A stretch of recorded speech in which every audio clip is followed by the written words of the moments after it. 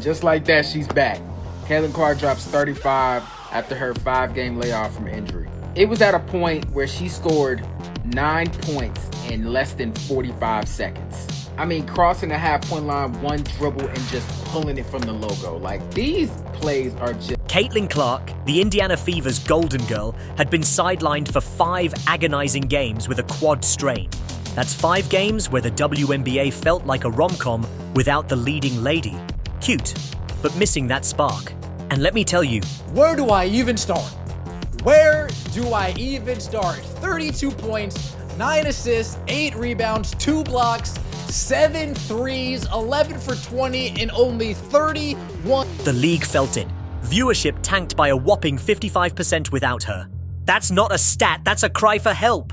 It's like the NBA trying to sell tickets without LeBron or Steph. Good luck, pal. Meanwhile, the New York Liberty was strutting around with their undefeated 9-0 record, acting like they owned the court, the ball, and probably the concession stands too.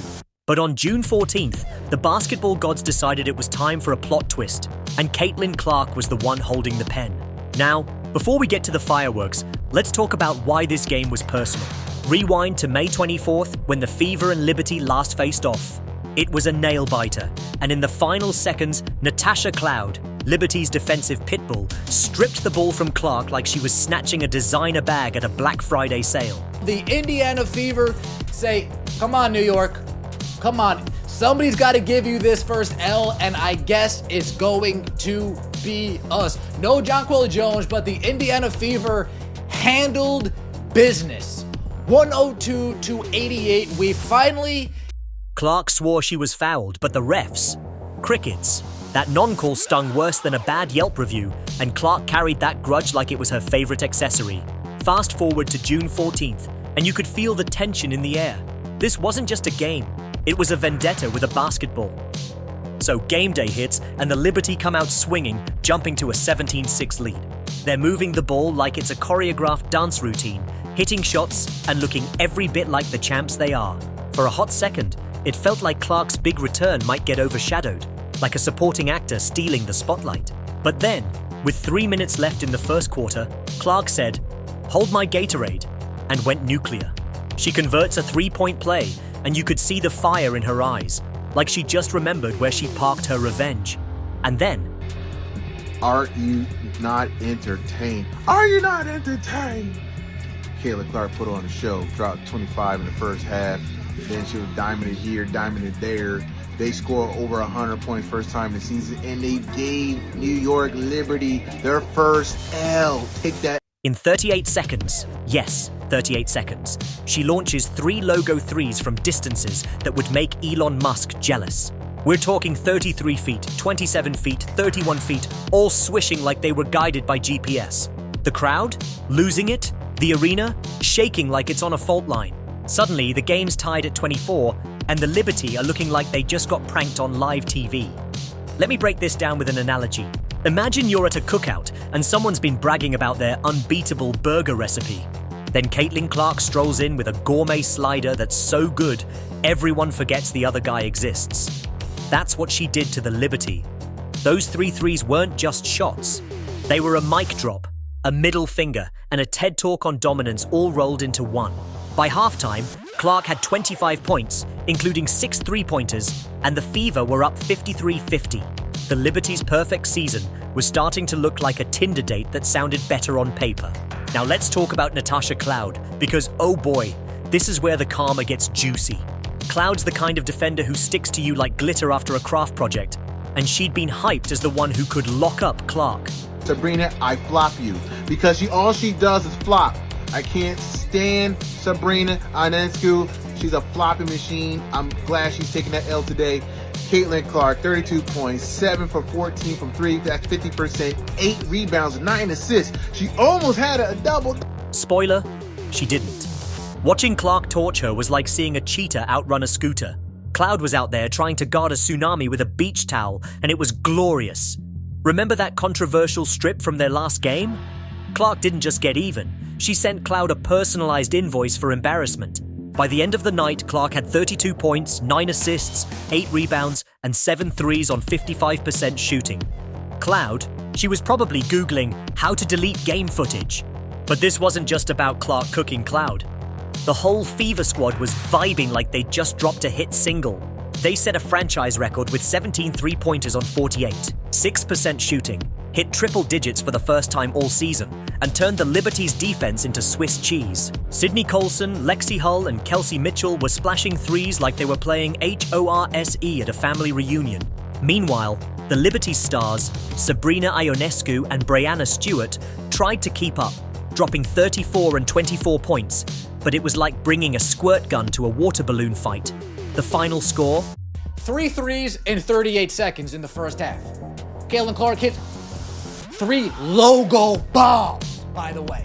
3 logo bombs in 38 seconds. This was the Caitlin Clark we all said, oh, she's different. She's 102-88. Fever. The Liberty's perfect record, shredded like last year's tax returns. Now let's zoom out and talk about why this game was a cultural earthquake. Caitlin Clark isn't just a player, she's a phenomenon. When she's on the court, the WNBA turns into must-see TV. Her return game pulled 7 million viewers on ABC, making it the 3rd most watched WNBA game of the season. Compare that to the 847,000 average for Fever games without her, and you see why she's the league's secret weapon. She's like the hot sauce that makes the whole dish pop. Social media went bananas. Highlights racked up millions of views, and the Fever became the first WNBA team to hit 1 million followers on a single platform. For one of the best and most elite performances we have ever seen from Caitlin Clark. Now, I got to remind everybody about this. Caitlin Clark is coming off an injury, bro. What we seen today was greatness. This was similar to the Michael Jordan flu. Here's another analogy. Clark's impact is like dropping a glitter bomb at a black and white party. Suddenly, everyone's sparkling and the vibe's electric. Her absence showed how much the WNBA leans on her star power.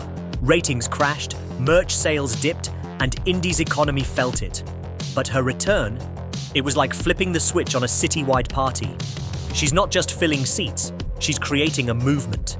Families are packing arenas, casual fans are turning into stands, and her logo threes are the kind of highlight reel magic that gets kids shooting on their driveway hoops. The WNBA's engagement per post is 16x higher than the NBA's, and Clark's the engine driving that train. But let's keep it real. Clark's not perfect, and neither is this story. Caitlin Clark just handed the New York Liberty the ass whooping of a lifetime. And what's crazy about all of this is that the referees couldn't even save them. See, last time the referees was able to save New York and they walked away with the victory. The game. Some folks on X were grumbling, saying the refs gave the Fever too many calls or that Sabrina Ionescu's 34 points deserved more shine. And yeah, the Liberty were missing Jonquel Jones, which didn't help. But let's not kid ourselves. Clark's performance was a masterpiece, refs or no refs. She shot 7 for 14 from 3, nearly notched a triple-double, and led her team to a statement win against the league's best. That's not luck. That's greatness. As for Ionescu, she balled out. But even her best wasn't enough to stop the Clark freight train. Sometimes you just gotta tip your cap and take the L. And speaking of L's, let's circle back to the Liberty. This loss wasn't just a blemish on their record. It was a wake-up call wrapped in neon lights. They'd been cruising like they were untouchable. I'm glad that New York got that L. They should have got the L the other game. Now they just got what they deserve. Okay, but Caitlin Clark went off. I'm happy. That is what people pay to see. Do you see the difference when Caitlin Clark is on the floor? She makes the whole offense way better. The offense is better. They're clicking. They're getting to the... But Clark reminded them that even champs can get checked. It's like they were sipping champagne and someone swapped their flute for a reality smoothie.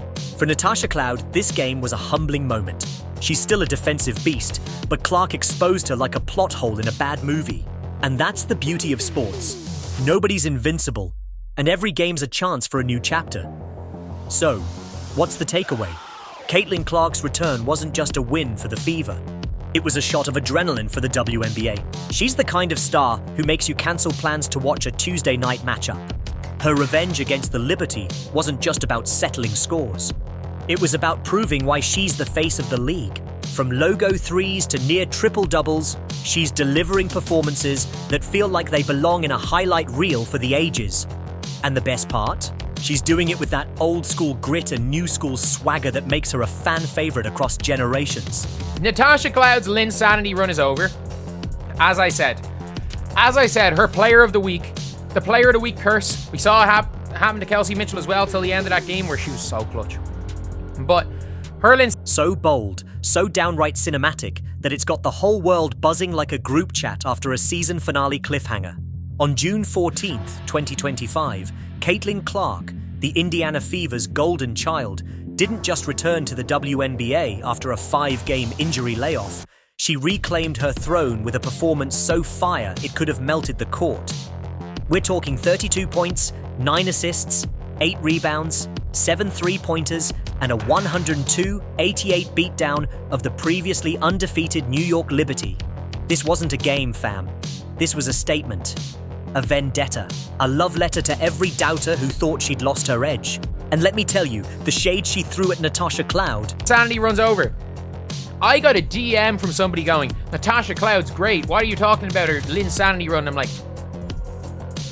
was there a Linsanity run? I was like, she can play defense.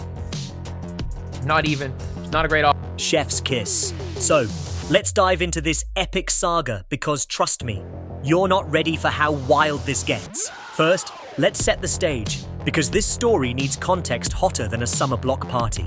Caitlin Clark, the 23-year-old phenom who's been turning the WNBA upside down since her rookie season, had been sidelined for 5 games with a quad strain. 5 games. That's like waiting for your favorite Netflix show to drop a new season, only to find out the main character's on vacation. And the WNBA, they felt that absence like a punch to the gut. Viewership plummeted by a staggering 55% without her on the court. That's not a stat, that's a crisis. Imagine the NBA trying to sell tickets without LeBron, Steph, or KD. Offensive player. Forget the referees. The referees. This was apparently a foul. This was apparently a foul on Lexi Hull. And there were so many of them throughout the game. Brianna Stewart shot 14 free throws. Stewie shot 14. It's like a party with no playlist. Technically possible, but nobody's dancing. The league's ratings went from blockbuster numbers to straight-to-DVD vibes, with nationally televised Fever games averaging just 847,000 viewers compared to 1.8 million when Clark was balling. Ouch. Meanwhile, the New York Liberty were living their best life, strutting into Indianapolis with a perfect 9-0 record. They were the WNBA's Golden Girls, the defending champs, the team that walked into every arena like they owned the lease. Led by stars like Sabrina Ionescu, Brianna Stewart, and defensive bulldog Natasha Cloud, they were playing with the kind of confidence that says, we don't lose, we just run out of time. But here's the thing about perfection, fam. It's fragile. And on June 14th, Caitlin Clark was ready to shatter it like a cheap wine glass at a bachelorette party. Now, before we get to the game itself, we gotta talk about why this matchup was personal. Rewind to May 24th, 2025 when the Fever and Liberty last squared off.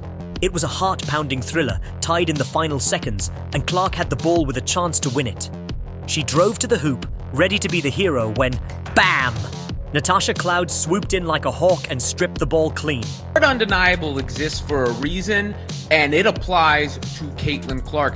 She is just absolutely undeniable, and her return to the Indiana Fever showed it once again. It felt like a jolt of energy to the Clark hit the deck, screaming for a foul, but the refs, silent, nada, zilch. That non-call was salt in the wound, a moment that stung worse than getting unfollowed by your crush.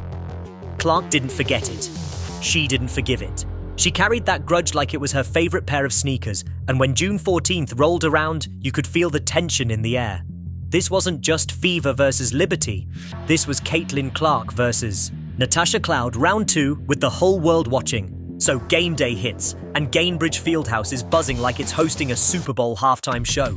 The crowd's hyped, the stakes are sky high, and Clark's back after 5 games on the bench. The Liberty come out swinging, jumping to a 17-6 lead in the first quarter. They're moving the ball like it's a TikTok dance challenge, hitting shots and playing with that we're untouchable swagger. Sabrina Ionescu's draining jumpers, Brianna Stewart's doing her MVP thing, and Natasha Cloud's locking down the perimeter like she's guarding Fort Knox. For a hot minute, it looks like Clark's big return might be a cameo instead of a starring role. WNBA obviously to the Indiana Fever, who looked like a completely different team, as Caitlin Clark put on a show that only she can in leading the team to a win over the New York Liberty, the first L for The Liberty are out here acting like they're about to hand the Fever another L and keep their perfect season intact. But then, with just over 3 minutes left in the first quarter, something magical happens. Clark gets to the rim, draws a foul, and converts a three-point play. The crowd roars, and you can see it in her eyes. That spark, that fire, that "y'all are about to regret waking me up" energy. It's like she flipped a switch and suddenly the game's not the same. And then, fam, in the span of 38 seconds, yes, you heard that right, 38 seconds, Clark goes full superhero mode. She pulls up from 33 feet, swish, then 27 feet, swish, then 31 feet, swish. 3 logo threes, back to back to back, like she's playing NBA 2K on rookie mode. The arena erupts like it's New Year's Eve in Times Square. The game's tied at 24, and the Liberty? They're looking like they just got hit by a plot twist in a M. Night Shyamalan movie. Let me paint you an analogy here. Imagine you're at a karaoke night and someone's been hogging the mic, belting out banger after banger. Then Caitlin Clark grabs the mic and drops a performance so epic, the whole room forgets the other singer exists. That's what those 3 threes did to the Liberty. Now let's talk about Natasha Cloud, because this is where the karma gets delicious. Cloud's a defensive beast, the kind of player who sticks to you like glitter after a DIY project. She'd been hyped as the one who could shut down Clark, especially after that controversial strip in their last meeting. But on this night, Clark was cooking her like a 5-star chef. Watching Cloud try to guard Clark was like watching someone try to catch a cheetah with a butterfly net. Clark was hitting step backs, crossing her up, and launching threes from the parking lot. It was personal, and Clark made sure Cloud knew it. That non-call from May 24th, Clark sent it back with interest, like a Venmo request for emotional damages. By halftime, Clark's got 25 points on 6 three-pointers, her career high for a single half. The Fever are up 53-50. And the Liberty's perfect season is starting to look shakier than a Jenga tower in a windstorm. Ionescu and Stewart are trying to keep up, but it's like they're playing checkers while Clark's out here playing 4D chess. The Fever's offense is clicking, with Sydney Colson and Kelsey Mitchell splashing threes like they're in a 3-point contest. Meanwhile, the Liberty's defense, which had been the league's best, is looking like it forgot how to function. Clark's not just scoring, she's dishing dimes, grabbing boards, and running the show like she's directing a Hollywood blockbuster. Let's zoom out for a sec and talk about why this game was bigger than just one night. Caitlin Clark isn't just a player, she's a cultural juggernaut. When she's on the court, the WNBA becomes must-see TV. Her return game drew 7 million viewers on ABC, making it the 3rd most-watched WNBA game of the season. Compare that to the 847,000 average for Fever games without her, and you see why she's the league's secret sauce. She's like the Wi-Fi signal at a coffee shop. When she's gone, everything slows down. Social media went wild during this game, with highlights racking up millions of views. The Fever became the first WNBA team to hit 1 million followers on a single platform, and their merch sales were so crazy, the team store got audited for suspicious revenue spikes. Ticket prices for Fever games surging by 366%. Courtside seats for this game were reselling for $2,500, and the arena was louder than a Metallica concert, hitting 116 decibels during Clark's intro. That's louder than most NFL stadiums, fam. Here's another analogy. Clark's impact is like dropping a glitter bomb at a monochrome party. Suddenly, everyone's sparkling and the vibe's electric. Her absence was a wake-up call for the WNBA. Without her, ratings tanked, arenas felt empty, and Indy's economy took a hit. But her return, it was like flipping the switch on a citywide festival. She's not just filling seats, she's creating a movement. Families are packing arenas, casual fans are turning into diehards, and her logo threes are inspiring kids to shoot on their driveway hoops. The WNBA's engagement per post is 16x higher than the NBA's, and Clark's the engine driving that train. Her presence has pumped an estimated $36.5 million into Indianapolis's economy in 2024 alone. That's not a player, that's a GDP booster. Back to the game, because the third quarter is where things get wild. The Liberty come out of the locker room with a 9-0 run, looking like they're ready to reclaim their crown. Ionescu's hitting from deep, Stewart's bullying in the paint, and Cloud's trying to lock down Clark like her life depends on it. For a moment, it feels like the champs are back. But then the Fever respond with what can only be described as a nuclear option. A 19-0 run that leaves the Liberty looking like they need a GPS to find the basket. Clark's at the heart of it, hitting threes, dropping no-look passes, and playing with the kind of swagger that says, "This is my house." Every time the Liberty think they've got her figured out, she pulls another trick out of her bag, like a magician with an endless supply of rabbits. By the fourth quarter, the game's out of reach. The Fever are raining threes, the crowd's chanting Clark's name, and the Liberty. They're just trying to survive. The final buzzer sounds, and the scoreboard reads 102-88 Fever. Clark finishes with 32 points, 9 assists, 8 rebounds, and 7 three-pointers on 50% shooting from deep. The Fever set a franchise record with 17 made threes on 48, 6% shooting, and they hit triple digits for the first time all season. This wasn't a win, it was a massacre. The Liberty's perfect record, gone. Their confidence, shaken like a martini. And Natasha Cloud, she's probably still seeing Clark step back in her nightmares. Let's give some love to the supporting cast, because Clark didn't do this alone. Kelsey Mitchell dropped 18 points, including 4 threes, and was hitting shots like she was auditioning for a highlight reel. Sydney Colson was out there playing like she had something to prove, and Lexi Hull was DE.